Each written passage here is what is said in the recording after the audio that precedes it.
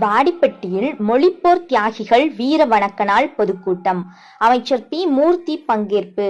மதுரை வடக்கு மாவட்ட திமுக மாணவரணி சார்பில் மொழிப்போர் தியாகிகளுக்கு வீர வணக்கம் செலுத்தும் வகையிலான மாபெரும் பொதுக்கூட்டம் வாடிப்பட்டியில் எழுச்சியுடன் நடைபெற்றது.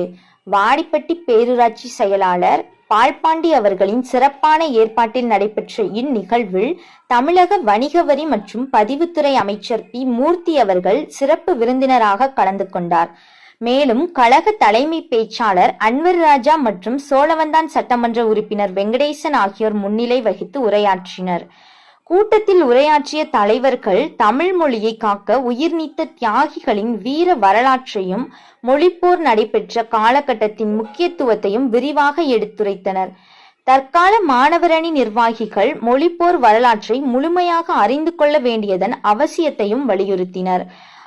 தமிழ் மொழி காக்க திமுக ஆற்றிய பங்களிப்பு குறித்தும் எதிர்காலத்தில் மொழியுணர்வை பாதுகாக்க மாணவர்கள் மேற்கொள்ள வேண்டிய பணிகள் குறித்தும் விரிவான ஆலோசனைகள் வழங்கப்பட்டன. ஏராளமான கட்சி நிர்வாகிகள் மற்றும் மாணவர் அணியினர் கலந்து கொண்ட இந்த வீரவணக்க நாள் பொதுக்கூட்டம் தியாகிகளுக்கு வீரவணக்கம் செலுத்தும் முழக்கங்களுடன் மிக சிறப்பாக நடைபெற்று முடிந்தது.